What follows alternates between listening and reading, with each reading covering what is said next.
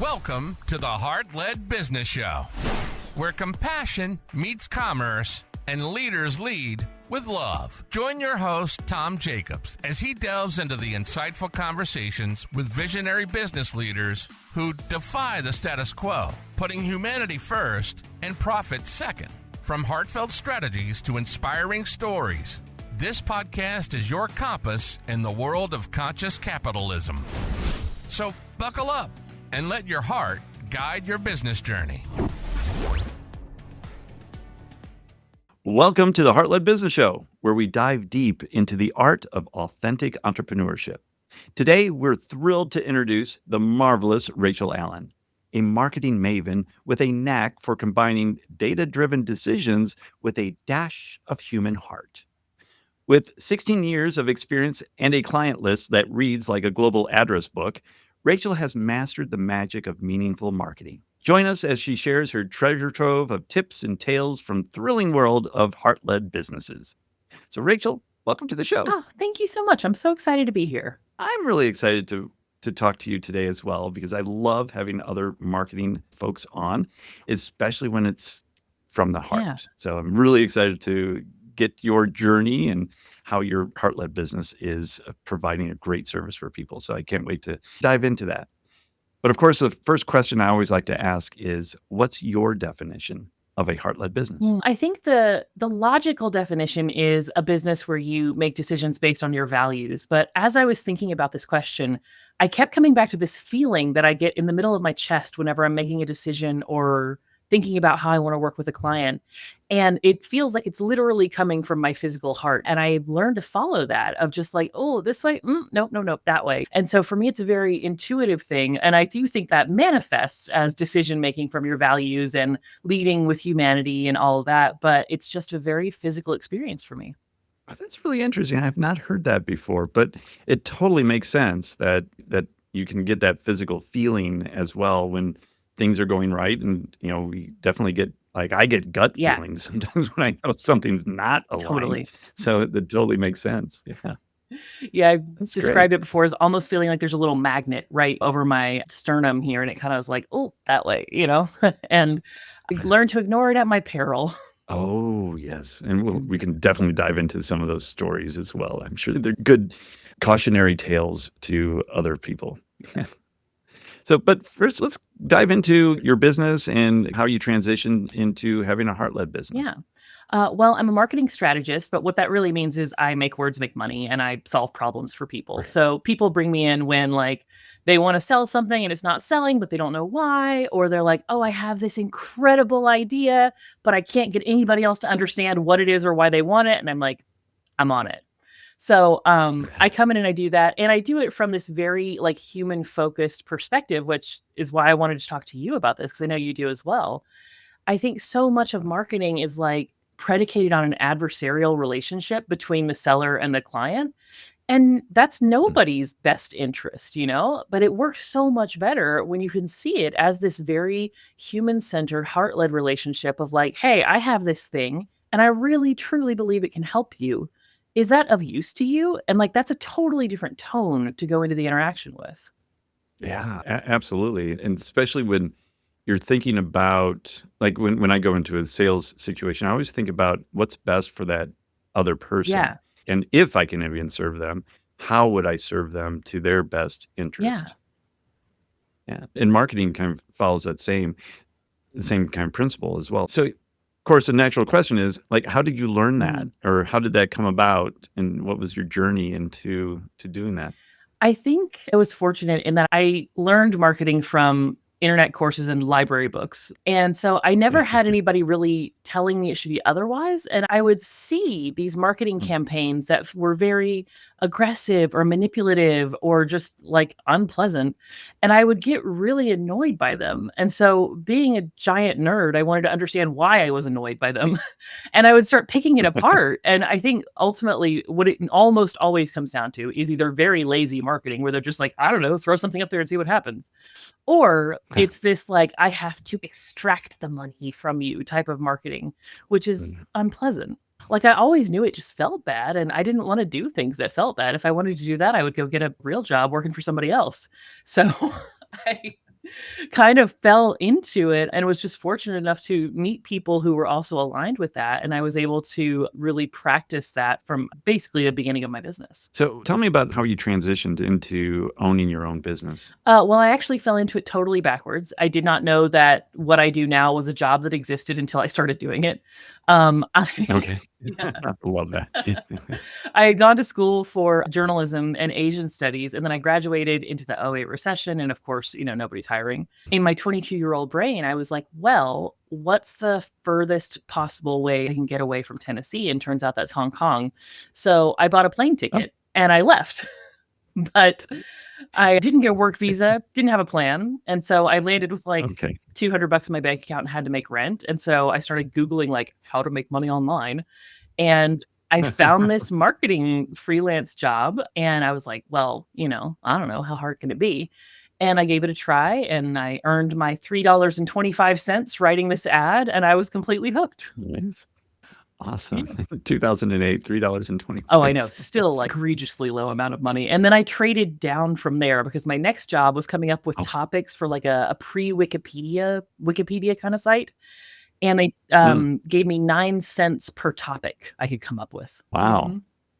So generous. I know. It made me get really fast though. Yeah, right. Exactly. Let me try to get 100 of these out an Yeah, hour. exactly. Wow. And so how long were you in Hong Kong and what was the rest of the journey there? So I was there for about 2 years. And then I lived nomadically for the next 10 years after that. I moved about every 6 months or so. And then, ended up in London for a while and then went through a breakup of a relationship where I had made the critical error of connecting my visa to his. So when the relationship ended, I Oh. had to leave the country. Uh-oh. Like don't do that. But I sort of couch surfed for a while with a friend in Switzerland and then moved back to Washington, D.C. And now I'm back down in Tennessee. I love that because I was living the kind of nomadic life as well. And all you need is a laptop and an internet connection, and you're good to go. And it's so much easier, I think, nowadays because internet's more widespread. I don't know if you remember the little internet dongles you used to have to get to try and connect with the Wi-Fi. Yeah. Yeah. Well, and I had a hotspot as well, like a global Yep. hotspot that I would carry around. And one time I was in the Philippines on an island in Siargao Island, and it was like the fastest I could get was 3G. Oh, And I was trying to do video calls, and I was like, "Oh my gosh, this is painful." yeah. Yeah, I'm like not going to do that Yeah, again. no. And it was like Skype back in the Yeah, day it's- too, so it was really buggy and yeah. yeah, it's crazy. Well, that's very cool. So 10 years of the nomadic and just kind of working for yourself, being a freelancer. What's been the most pleasant surprise that you've had for having a heart-led business? I think it was the first time that my business really hit a lull and I wasn't sure what to do. Since it was my first time going through it, I was like, "Oh no, it's all over. I'll never work again." Which now having been through like 5 internet apocalypses, I know that's just not the case. But Right. I was so ashamed and I didn't want to tell anybody and I finally opened up to one of my business friends and she was like, "Oh girl, come on. You're fine. It's going to be fine." And all of these wonderful people that I had worked with and met rallied around me and encouraged me and sent business my way and just gave me the confidence to keep going. And I hadn't gone Wow. into it to make these relationships pay off or anything. I just made the relationships because I wanted to work with cool people and I like making friends. But to see Yeah. that I could rely on that and have that as a safety net when things were hard was very touching. Yeah. I think that's a common story that I hear as well, and that I've experienced also, that as an entrepreneur, we feel like we're the only ones. Yes. And a lot of times we're told, just soldier through, burn the boats, Yeah. and just grind it through, and which I think is just really bad advice I anyway. agree. But, and it's just hard on the person as well. It's like, I know I'm trying, but there's nobody else that understands what you do. And Mhm. it's when you get around other like-minded entrepreneurs, it's like, "Oh, my people. Yeah. This is cool." Yeah, Yeah, and then the problems don't seem so bad because theirs are worse. So exactly. And if you have somebody who's like willing to be the first one to be like, "Hey, things are real bad right now," then everybody comes out of the woodwork and they're like, "Oh my God, it is really bad." And then you don't Right. feel so alone. So that's what I've tried to do in these, I don't know, the past couple times it's been bad. I've been the first one, certainly in my feeds, to be like, anybody else's business having issues, and then everybody floods in.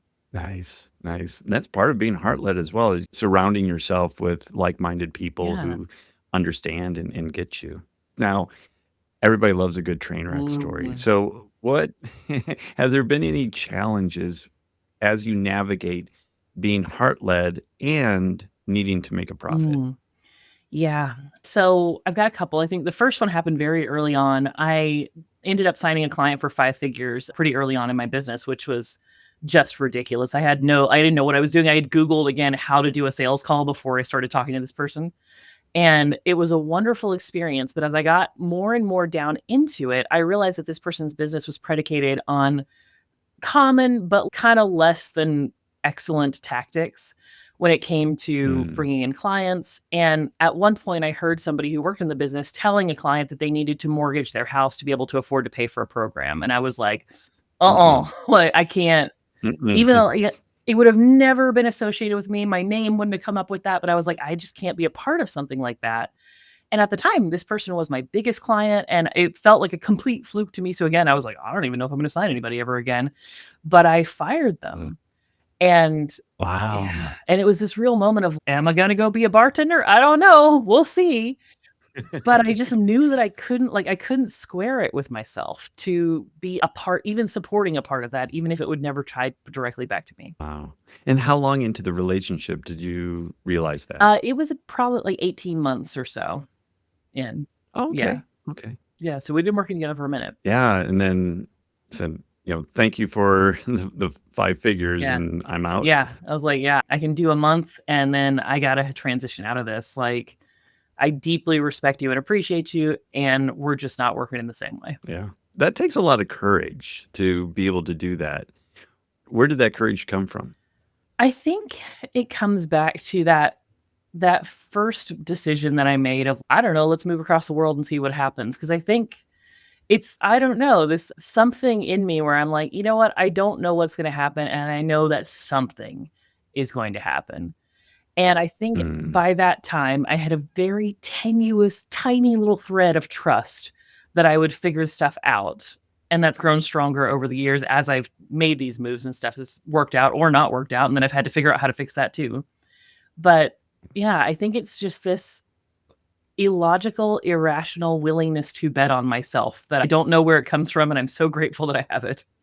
yeah. I mean, there's a lot of people that want to be entrepreneurs, but they just don't have that kind of that skill Yeah. set or the tenacity to be actually to ignore a lot of the negative stuff and just go for it. Yeah. You're a true entrepreneur. That's amazing. I would never in a million years would have thought it, but I just fell backwards into the right job for me. That's cool. Now, going back to the client that you Yeah. fired. So early on, you said that magnet. So was that magnet repelling at that point, or Yeah. like how strong was that magnet for you? Yeah, it was this like, so I tried to ignore it. It's this like sort of light sinking feeling of like, and I would find myself like physically leaning away on calls and stuff. And then I was like, Uh, oh, that's and I tried to be like, no, it's fine. But of course it's not. And then eventually it starts to feel like friction, like a Yep. sandpaper type feeling. And I'm like, I Mm. can't. I have to sleep. I can't do that. And like I said, that's very brave to be able to do that, and especially at a large dollar amount. But at the end of the day, like you just said, you need to sleep at night Yeah. also, and you have your own morals and ethical obligation that you want to uphold. And also, to be clear, Yeah. I cried like the whole time. Like Oh, the whole entire time. It was not a badass moment for me. It was a like, what, yeah, what did I just yeah, do? exactly. Yeah. Yeah. I had one of those moments like years and years and years ago. I owned a small personal training studio Mm, that also had a gym, like open yeah, gym. And the previous owner had a deal with an apartment complex where any of the residents could use the gym as an yeah. amenity. And then the apartment building was like paying $5 per Oh, person. that's little. I was like, oh, that's not going to work for Yeah, me. That's just not. Yeah. So I went to them and I said, look, we're going to need to raise it to like $20 yeah. per person. And then they canceled it. Mm, And I was like, oh my gosh, what did I yeah. do? What did I do? And then, but then like 2 weeks later, I was like, wow, this is awesome. All those people that were wrecking my machines. They were loud. And they're Yeah. gone. This is amazing. And then the business kind of took off from there. Yeah. But it's interesting that we catastrophize a lot of those decisions. But at the end of the day, it is the good decision if you're making it with your heart and your gut Yeah. at the same time. And I Yeah. think the good and the horrible thing that I've learned is anything that I have catastrophized in my brain with my business has almost never happened. It's always like a completely different catastrophe that I could have never seen coming. Right. Exactly. So it's like, I don't It's know. like, wow, where did that Yeah, come from? exactly. Hadn't thought about that before. Yeah, that's crazy. So how do you balance then the thought of having a heart-led Mhm. business and making money at the same Yeah. time? So I think these two concepts are put in a false opposition. I think people see it as, oh, I can either be heart led and be of service, or I can make money. And I understand Yeah. where that comes from, like psychologically, historically, there's a lot of like nerd stuff we can unpack there. But I think what it really comes down to is a lot of times people are afraid to take the responsibility for providing that service because if someone's paid you, then it's like real. And I think people take they overreach responsibility into other people's lives. So one of the best pieces of advice I ever got in business was keep your hands out of other people's wallets, which is like, Yeah. you don't know what expense it is to them. You don't know what life looks like for them, but you have to trust people to be able to say, yes, I can afford this, or no, I can't. And you have to let them make their own bad decisions if they're going to do that. You can't be responsible for that. The only thing you can be responsible for is showing up and being of as much service as you possibly can. And so that's how I square it for me. That's how I square it with my clients. I try to give 150,000% because, relentless overachiever. I want to give so much to my Yeah. clients. And I want them Yeah. to walk away feeling like, oh, I would have spent 10 times on this and it would have been worth it. And Yeah. by showing up that with that much care and investment, I really think that, whatever the money is almost incidental at that point. Like it's wonderful. Mhm. I am committed to having a profitable business and a comfortable life. And I find that the less I focus on that and the more I focus on the relationship, the money works out. Yeah. Yeah. 100%. Do you ever have those clients that maybe take a little advantage of the situation that you're so giving? And how do you handle those I situations? definitely have. And I've had to learn how to hold my own boundaries with that. So I think the thing with a heart led business is that you have to have a heart for yourself first as well. I think people So often, good. yeah, they focus that on the outside and they're like, oh, I'll care for all my clients and then I will be miserable. It's horrible. You can't take care Yeah. of people like that. So I've had clients, scope creep. I think everybody has to learn how to Mm. deal with that. I've had a lot of that. I've had a lot of clients try to be like, oh, but when I signed a contract, I didn't realize you expected me to follow through on paying you. And I'm like, I'm sorry. Are we just playing here? Like, what's happening? Yeah, right. Yeah. So I've had to be very Wow. clear up front about my own boundaries. What am I actually okay with? Because I will happily work with a client if we need to, I don't know, spread on an invoice or something. But if it's Mm. somebody who's coming in and they're just like, oh, well, I'm going to try and get something out of you, then I'm like, okay, well, you will get exactly what we are contracted for to the letter and not one iota more. Wow. And just like firing clients as Mhm. well, having those boundaries is really important for your own health and mental health and just, helping other people. But it's also sends the signal to the client like, no, this is what we Yeah. do and this is how we're going to act together and I'm going to give you everything I have within the scope. Yeah. And it's nice to give back a little bit without the expectation of return. But if they're taking advantage of that, it's like, okay, this is how we're going to play that game now. Yeah. I think you have to meet people where they're at and give them the opportunity to be their best selves. And I think a lot of that, for me, it certainly came down to better discernment with which clients I worked with, because I think in those early days, it's easy to be like, I can help everyone. And then you end up Yeah. working with people who, I don't know, build their site on GoDaddy, and then that's a whole thing. So Right. that is one of my no-goes now. It's one of my red flags of, oh, I can't do it. But I think that the more clear I am with my boundaries, it's a kindness to the other person, because you don't Yeah. want to have somebody Yes. accidentally overstep and then they feel bad, and then you feel bad, and it's messy and it's sticky. It's like, no, just be clear and then let people make their own decisions. Yeah. No, and That's really good advice, is to keep your hands out of the pocket, let them make their own Yeah. decisions. Like that's yeah, that's something that I have to tell a lot of the salespeople I work with, because they often say, "Oh, I'm not quite sure if they can afford it, and I don't want to like, how do You you have know? no idea. They Have might you have just got an did you inheritance. look at their bank Yeah, account?" Like, exactly. You have no idea. yeah. And it's like, why are you making that decision for them? Mhm. Well, I'm not making it. Well, no, you are, because you're saying that they can't afford it. Yeah.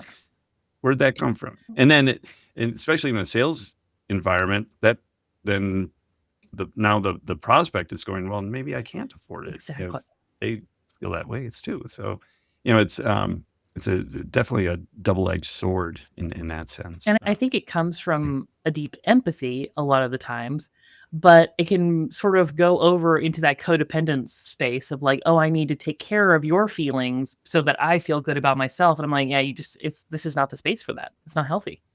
Yeah. Yeah, and definitely a lot of the heart-led business owners that I speak to are empathetic and are Mhm. empaths.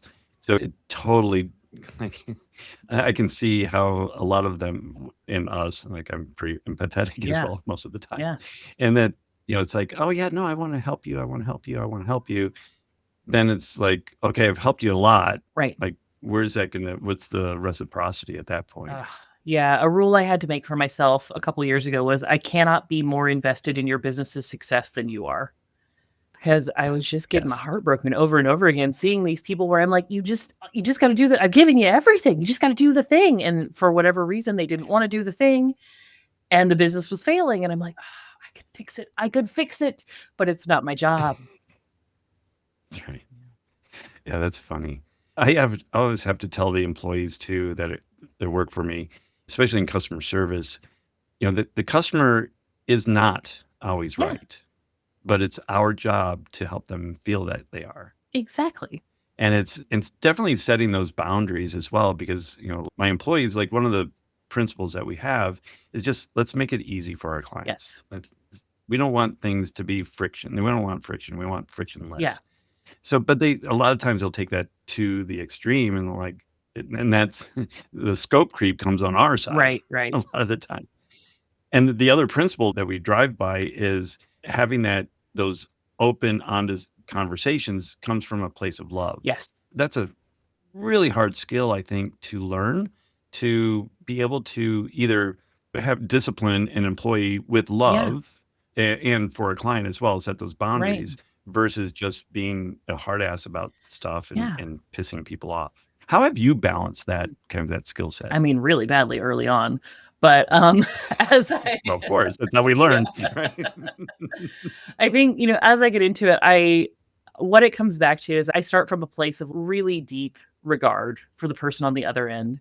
And I try to come at it with non-judgment. And like, even if I'm in a Mm, situation where I'm like, "Oh, that's you good. have really wronged me," for example. So I had a client years and years Yep. ago who she signed a contract which she did not read. And she had thought the monthly payment was the entire year's payment. And so when invoice two Oh, came around, she was like, "Oh, what are we doing?" And I was like, this is like booked about like 50% of my capacity for the year. And now you are wanting out of this contract. And so I took a couple days. I was like, I need to figure out where I'm at with this. And I took a couple days. I got through my own feelings on it. And then I realized she wasn't doing this maliciously. She wasn't doing this out of ill intention. And I ultimately came to the conclusion that I valued the relationship I had with this person more than I valued that contract. And so I was like, okay, well, here's mm, the buyout clause. Here's my proposal for how we move forward. I'm going to be very honest with you that it's going to make my business kind of hard this year. And I am disappointed. And I still value you and I want to still have a relationship with you. And being honest about where I oh, was instead of being nice. like, "No, it's totally fine." Like, I think that helped me Well, not feel resentful, and we've ended up working together, I think, every single year since then. So it's come back and the oh, well. relationship has been wonderful, and it's even better because now we know we can have a really hard conversation and still do good work together. Yeah. Yeah. That's such a great story too, and good example of having that Yeah, balance and being able to have those hard conversations. But when those hard conversations come from the heart, it's a lot easier to keep that relationship then alive. Yeah. exactly. And it's really, really helpful for both parties. Right. Exactly, because at least we know Yeah. where we stand, right? I would always rather have a Yeah. good, clean fight than somebody being secretly mad at me.